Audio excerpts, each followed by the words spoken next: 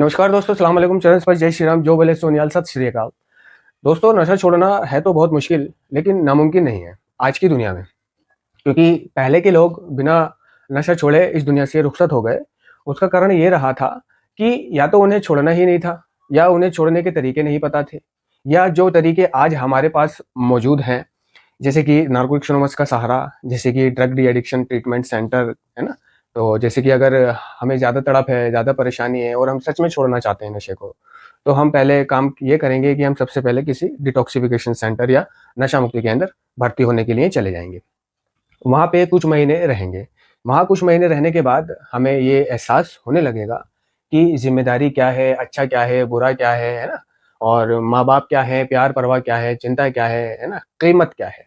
हर एक चीज़ की वैल्यू नज़र आएगी और हमारा एक शेड्यूल यानी कि टाइम टेबल वो लेवल में आ जाएगा और हमारा शरीर, है ना? डिटॉक्सिफ़ाई हो जाएगा और हमारे सोचने समझने की जो शक्ति हमने एडिक्शन में गँवा दी थी, टूटन के असर ने हमारी सद्बुद्धि को नुकसान पहुँचाया था, प्यार करने की क्षमता को नुकसान पहुँचाया था, तो वह शक्तियाँ धीरे-धीरे, धीरे-धीरे, धीरे-धीरे समय के साथ वापिस आने लग जाती हैं, बुद्धि स्थिर होने लग जाती है। हमें बहुत सी वह चीज़ें पता लगने लग जाती हैं जो हमें ज़िंदगी में कभी पता ही नहीं था, जिसका कभी हमने अनुभव भी नहीं किया था, जिसके बारे में कभी हमने सोचा भी नहीं था। जैसे कि ज़िंदगी क्या है? ज़िंदगी इस दुनिया में हम आए हैं तो किस लिए हमें इस दुनिया में पैदा किया गया है? हमारा मकसद क्या है? हमारा गोल क्या है? हमारा उद्देश्य क्या है ना? हमें इस दुनिया में आके करना क्या था और हम कर क्या रहे थे? हमें ये पता चलता है, ठीक है? हमें ये पता चलता है कि हमें ज़िंदगी में दूसरे लोगों की तरह यानी नेचुरल तरीके से, प्राकृतिक रूप से, है ना, ज़िंदगी गुज़ारनी है। जैसे दूसरे लोग सुबह उठते हैं, खाते हैं, पीते हैं, नहाते हैं, धोते हैं, अपने हँसते हैं, बोलते हैं, काम करते हैं, जॉब करते हैं, कंपनी में जाते हैं, है ना? शादीशुदा लोग अपनी बीवी-बच्चों की परवरिश करते हैं, पढ़ाई-लिखाई, खर्चा-पानी, माँ-बाप की सेवा, है ना? तो हमें भी यही करना है। हमें भी यही करना है। तो हमने अपना लगभग समय खेल-कूद में निकाला, हमने अपना लगभग समय, है ना, जवानी ज़िंदगी, आधी ज़िंदगी नशे-पत्तों में निकाल दी। हमने कितना गलत किया, है ना? हमें ये समझ आती है। हमें ये समझ आती है कि अब हमें अपनी ज़िंदगी को व्यवस्थित रखना है, हमें अपने स्वास्थ्य को बनाए रखना है, हमें कोई ऐसी गलती नहीं करनी, हमें किसी का बुरा नहीं करना, हमें चोरी नहीं करनी, हमें चकारी नहीं करनी, किसी के बारे में गलत सोचना नहीं है। जो जैसा है उसे उसके हाल पे छोड़ देना है, किसी को बदलने की कोशिश नहीं करनी है, हमें दुआ करनी है, प्रार्थना करनी है, हमें नेक काम करना है। हमें ये समझ आने लग जाता है कि हम जो नशा कर रहे थे, तो इसका कारण क्या था? हम क्यों नशा बार-बार कर रहे थे? हम छोड़ना चाहते थे लेकिन छूट नहीं रहा था। तो हमें जब ये समझ आता है कि हम इसलिए नशा कर रहे थे कि ये एक बीमारी है और हमने अपने हर तरीके अपना लिए नशे को छोड़ने के, लेकिन हम नशा नहीं छोड़ पाए क्योंकि ये एक शारीरिक, मानसिक और आध्यात्मिक लाइलाज बीमारी निकली। ये हमें रिहैब में आने के बाद या इस कार्यक्रम में आने के बाद पता चला कि हम एक ऐसी बीमारी से पीड़ित थे जिसका कोई जाना-माना इलाज नहीं था और हम अपने तरीके से इलाज करते रहे। हम डॉक्टरों के पास जाते रहे, है ना? हमारे माँ-बाप हमें वैद्य, हकीम, बाबा, साधु इनके पास लेके जाते रहे। हमने ये करा, हमने वो करा, हमने हर तरीका नशे को छोड़ने का अपनाया। तो ये इस कार्यक्रम में आने के बाद जो जागरूकता आती है, जो पता चलता है, जो पहचान मिलती है कि हाँ, हम अपने तरीके से नशे को छोड़ने के तरीके अपनाते रहे, है ना? जो हमें समझ आया, जो हमें लोगों ने बताया, जो हमें समाज ने बताया, जो हमें दुनिया ने बताया, जो हमारी खुद की समझ ने कहा। तो हमें ये पता चलता है कि हमारी खुद की समझ, हमारे खुद के तरीके रिकवरी में बहुत मुश्किलें पैदा करती है। यानी कि अगर हम रिकवरी में अपने तरीके चलाएँगे, अपने तरीके, तो वह तरीके हमें मुसीबत में डाल सकते हैं। तो नशा बंद करने के बाद हमें दूसरे की मान के चलना है। एक ऐसे व्यक्ति की मान के चलना है जो हमसे महान है, जिसने हमसे पहले नशा छोड़ा है, जिसको हम इस कार्यक्रम में उच्च शक्ति या स्पॉन्सर बोल देते हैं। तो यानी जो हमारा मार्गदर्शन करे। हम कहीं भी अटके, कोई भी दुःख हो, परेशानी हो, कोई नशा करने का मन करे, कुछ भी हो, तो हम कदम-कदम पर उससे सलाह लेते हैं या उससे बात करते हैं क्योंकि हमें नहीं पता कि ये रिकवरी का पथ अब क्या होने वाला है इसमें। अगर ऐसा हो रहा है तो किसी को गुस्सा आ जाता है कि पहले नशे में मेरे माँ-बाप मुझे बहुत पैसे देते थे, नशा करने के लिए पैसे देते थे, आज रिकवरी में मीटिंग करने के लिए या अच्छी जगह जाने के लिए या खाने-पीने के लिए मुझे पैसे नहीं देते हैं। उसे इस बात से ही चिढ़ हो जाती है कि पहले तो 500 का नोट दे देते थे, 1000 का नोट दे देते थे और अब ₹100 देते हुए भी डरते हैं, मना करते हैं, यार कब तक माँगेगा, कमा, खा, बेइज्जती सी कर देते हैं। तो वो इस खुन्नस में आकर वो इसी चीज़ को बहाना बना लेता है और इस चीज़ को बहाना बनाकर वो नशा कर लेता है क्योंकि नशा ऐसी चीज़ है कि ये ज़िंदगी भर, है ना, छूटता नहीं है। हम कभी ये नहीं कहते कि हमने नशा छोड़ रखा है, हम ये कहते हैं कि हम नशे से दूर हैं। ठीक है, हम नशा कर सकते हैं, हम नशा करने के लिए हमेशा बने रहते हैं, हम नशे से दूर हैं, नशा हमसे दूर नहीं है। तो ये एक लाइलाज बीमारी है। ठीक है, इसलिए एडिक्ट रिलैप्स होते हैं। तो उसको एक कम से कम एक अच्छा बहाना चाहिए होता है बहुत तगड़ा नशा करने के लिए। तो वो इस चीज को बहाना बना लेते हैं कि पैसे नहीं दे रहे, कोई किसी चीज को बहाना बना लेता है, कोई किसी चीज को बहाना बना लेता है और नशा कर लेता है। ठीक है ना, लेकिन वो ये भूल जाता है, वो ये भूल जाता है कि इस कार्यक्रम के कुछ टूल है कि जब मुझे पैसे नहीं दिए जा रहे हैं, कम पैसे दिए जा रहे हैं, तो मैं इस बारे में अपने स्पॉन्सर से या किसी और से, है ना, जिसको भी मैं अपना समझता हूँ, है, उससे बात करूँ, तो वह मुझे समझाएगा, हल्का करेगा। जुनून है बस, थोड़े पल का गुस्सा है, थोड़े पल की झिझक है, बस ये थोड़े पल की झिझक ही नशा करवा देती है और इससे ही बचना होता है। और ऐसी दिक्कतों के चलते बिना किसी से सलाह मशवरा किए अगर वो नशा कर लेता है, तो क्या सोचता है वो, क्या सोच के नशा करता है? वो ये सोच के नशा करता है ज्यादा करके कि इसमें मेरा कोई नुकसान नहीं है, नशा करने में मेरे घर वालों का नुकसान होगा, इन्हें पता चलेगा, इन्हें तब पता चलेगा जब मैं नशा कर लूंगा, और ये तब मुझे 500-500 रुपए देंगे। आप सो नहीं दे रहे, नशा करूंगा तो 500-500 देंगे, है ना। आप मुझे आजादी नहीं दे रहे, नशा कर लूंगा तो मैं दिन रात बाहर रहूंगा, है ना। मैं अपने घर वालों को बताऊंगा, मेरे घर वालों को पता चलेगा, मेरे बीवी को पता चलेगा, मेरे परिवार को पता चलेगा। तो उसका नेगेटिव माइंड उससे ये कहता है कि तू नशा करके दूसरों को तड़पाएगा, दूसरों का नुकसान करेगा, उन्हें मजा चखाएगा।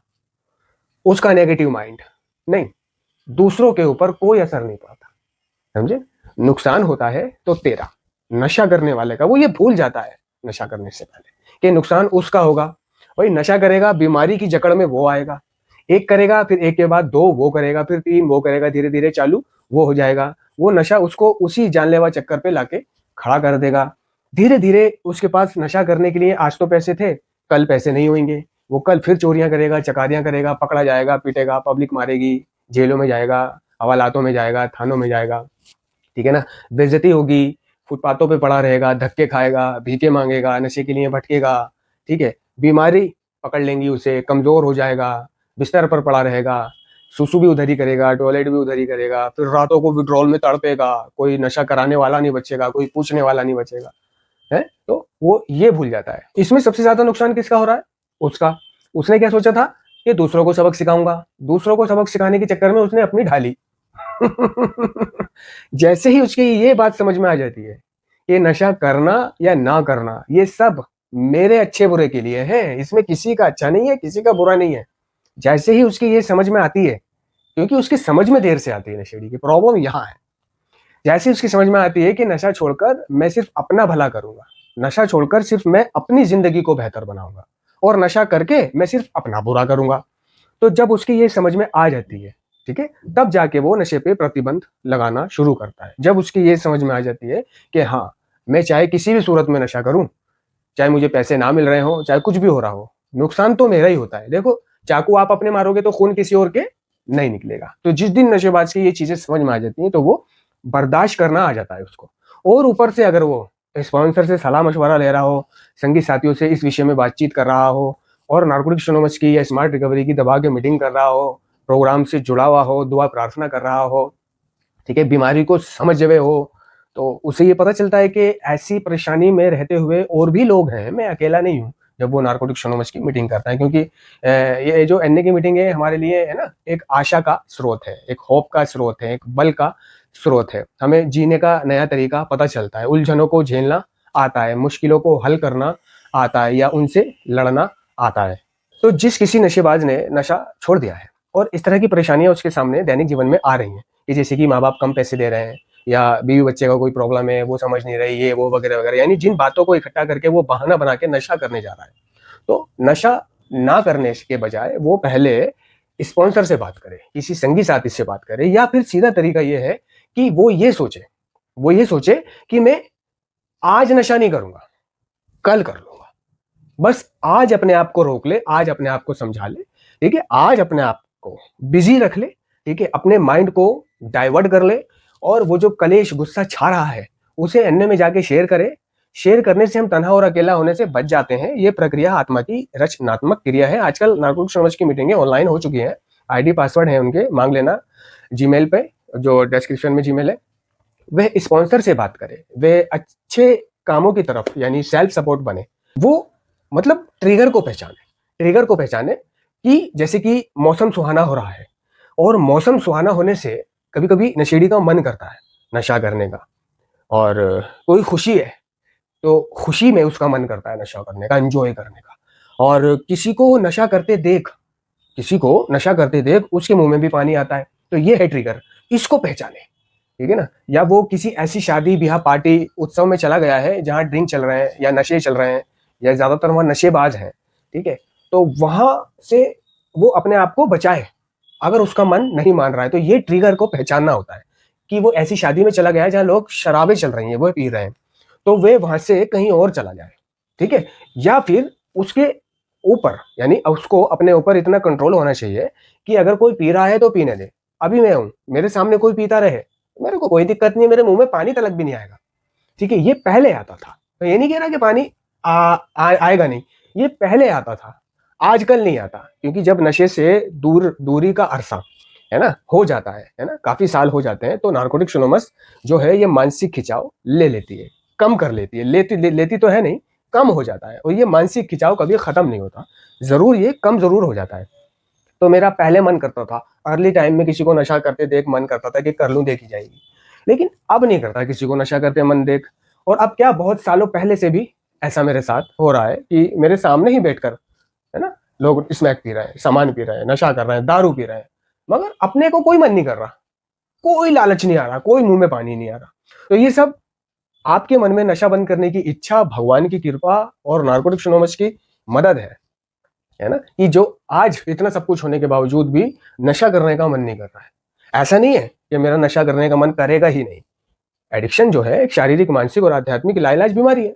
अभी कुछ मेरे साथ खुदा न खास्ता विपरीत हो जाए, ऐसा हो जाए, खुदा न खास्ता किसी के साथ कुछ भी हो जाए, तो मेरा नशा करने को मन करने लगेगा। लेकिन ऐसा नहीं है कि अगर मेरे सामने कोई पी रहा है आज के दिन, तो मेरा मुँह में पानी आए।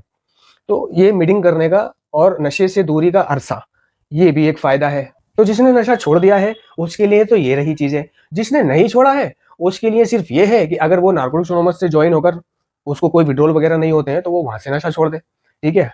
हज़ारों लोगों ने सिर्फ़ नारकोटिक्स एनोनिमस जॉइन करके नशा छोड़ा है। और अगर उसको विथड्रॉल होते हैं, तड़प होती है घर पे, नहीं रह पाता है, वो परेशान होता है, तो वो एक रिहैब काटने चला जाए और वहाँ से आकर एक गोल बनाए कि वहाँ से आके मैंने मीटिंग करनी है। 90 दिन मीटिंग करनी है और उसके बाद मैंने फिर कोई काम करना है। एक लक्ष्य तय करना पड़ेगा आपको। समझ रहे हो दोस्तों? तो जिन्होंने छोड़ दिया है वो ऐसे करें, जिन्होंने नहीं छोड़ दिया है वो ऐसे करें। नशा छोड़ना कोई बड़ी बात आज के दिन नहीं रह गई है, क्योंकि आज के दिन हमारे पास इतने सारे मेंबर हैं, ऑनलाइन मीटिंग है, ठीक है, ऑफलाइन मीटिंग है, प्रोग्राम है। उन लोगों के पास जो पहले के लोग थे, जो अभी दुनिया में नहीं रहे, नशा करते-करते मर गए, है ना? भगवान उनकी आत्मा को शांति दे। तो हो सकता है कि उनके पास कार्यक्रम ना हो, उनके पास मैसेज ना मिला हो, उन्हें तरीका पता ना हो। वो कोशिश तो उन्होंने बहुत करी होगी ज़िंदगी बचाने की अपनी, लेकिन वो जो उन्होंने कोशिश करी होगी, वो वही कोशिश करी होगी जो हम लोग करते हैं आज के दिन। नशा मुक्ति केंद्र नहीं गए, मीटिंग से नहीं जुड़े, या उनके पास मैसेज ही नहीं था, पता ही नहीं होता बहुत से लोगों को कि नशा मुक्ति क्या होता है और मीटिंग क्या होती है। ठीक है, अभी ऐसे बहुत सारे एडिक्ट हैं, है ना, जिन्हें पता नहीं है कि नशा मुक्ति केंद्र भी कोई चीज़ होती है। यानी जब मैं नशा करता था तो सालों तक तो मुझे ये नहीं पता चला कि इस चीज़ का कोई नशा मुक्ति केंद्र भी होता है। और जब तक नशा मुक्ति केंद्र नहीं गए, जब तक नारकोटिक्स एनोनिमस का पता नहीं चला। जब तक नारकोटिक्स एनोनिमस नहीं गया, जब तक बीमारी का पता नहीं चला। रिकवरी क्या है, ज़िंदगी क्या है, रिश्ते क्या है, माँ-बाप क्या है, नशे में कितना गलत कर रहा था, ये पता नहीं चला, एहसास नहीं हुआ। तो हो सकता है उन लोगों को ये मैसेज ना मिला हो, लेकिन आज आप लोगों के पास मैसेज है, तरीके हैं, सब कुछ है, और फिर भी नहीं छोड़ो, तो ये आपकी मर्ज़ी है, ये आपकी बदनसीबी है। धन्यवाद।